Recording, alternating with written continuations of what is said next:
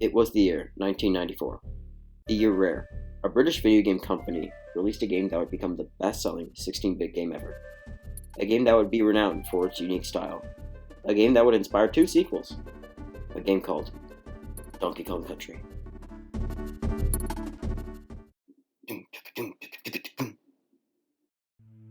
It had only taken 18 months to complete Donkey Kong Country, which I found shocking when I first heard, because it is the very first game of its kind, and it has a really detailed world. I mean, just look at that background. It was made by a team of about 20 people, and most of them were newcomers to making video games. They were just a bunch of young adults who were big fans of the Mario series. They were all trusted with the new technology that would be used for this new DK game.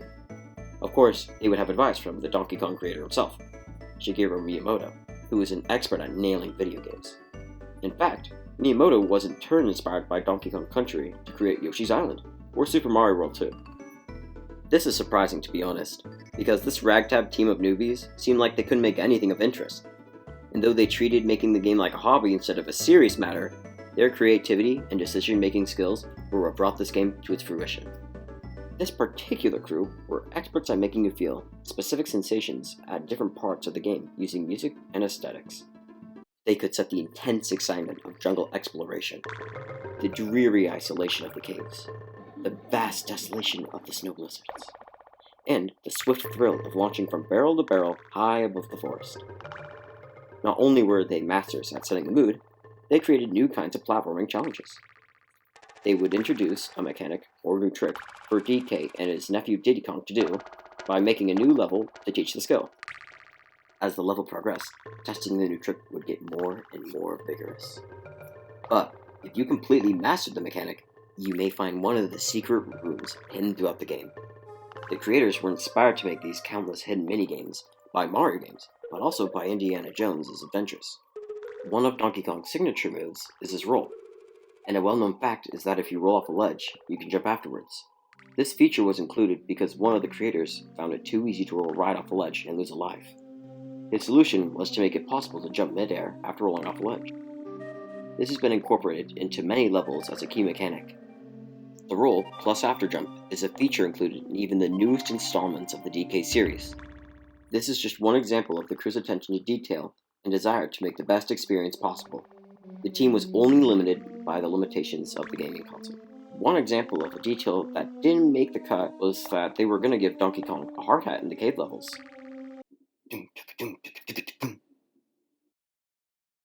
Donkey Kong's story is rather simple.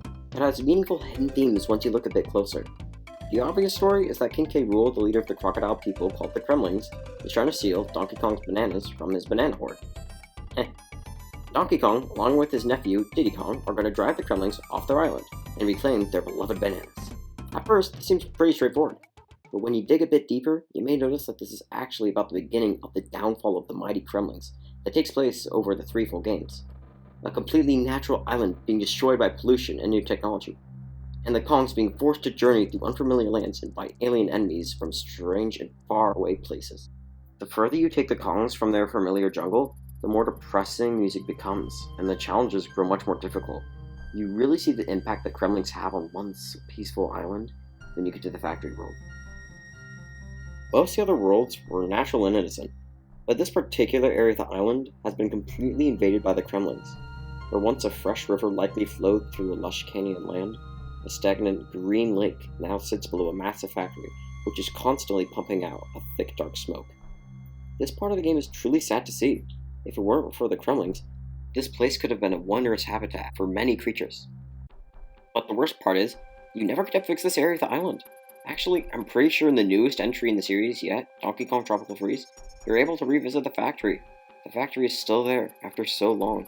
The damage the Kremlings did was irreversible, but after you leave, it's time to stop the mastermind behind the chaos himself, King K. Rool. K. Rool is not even on the island. He's on a boat nearby ordering the other Kremlings around. Side note, no one actually knows what K stands for. Maybe the K is for Kremling and he rules over them? Or his name's actually a clever play on the word Karul, like Karul, like K-Rool, Karul. His brother in the later game is named K. Lumsy, or Clumsy, which alludes to the latter reasoning. Anyway, once you get on a ship, Gangplank Galleon begins to play. A rather peppy song at first, but as the difficulty increases, as the fight ensues, it gets darker and more serious. Like, Rool is a very hard boss. He even has a fake defeat halfway through, then comes back, but even harder. But nothing lasts forever, and the mighty leader of the Kremlings is eventually defeated, leaving the colonies with their precious bananas.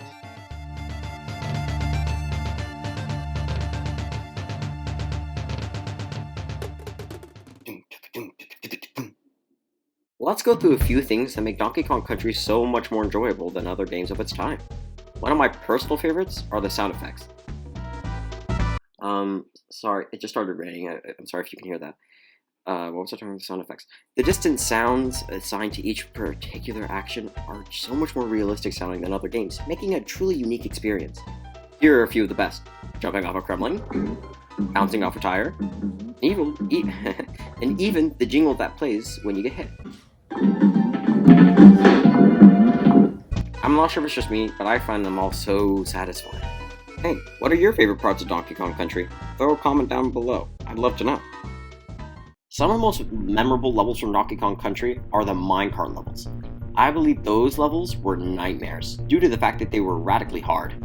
The worst part is that there's little to no reaction time, but the insanely difficult levels aren't the only things that make this game memorable.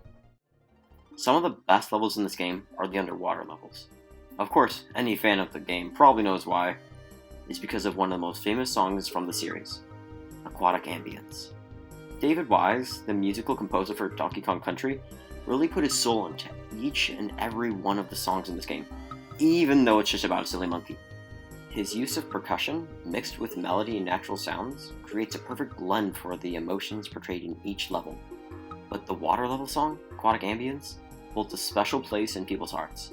I have heard many accounts of bittersweet memories that this song has brought to a range of fans when they played the game with their family. Their stories would usually conclude with the wish to turn back the clock. It goes to show why this game rocks. It can be an incredibly difficult challenge, it has significant place in video game history, and it can be a wonderful memory of days gone by. I doubt anyone on that original team of 20 creators could have ever imagined how much of an impact this game would make throughout the world, even if it was just about a big monkey stopping some crocodiles. If you haven't played this game, I would highly recommend it. It means so much to so many people. Even if you don't feel what others have felt, you should give it a go. After all, Donkey Kong can't get those bananas by himself. That's it for today. If you liked the video, hit the like button. And if you want more videos like this, then be sure to subscribe. Maybe I'll make a part 2 about Donkey Kong Country 2. Anywho, I hope you all have a good one. Game on!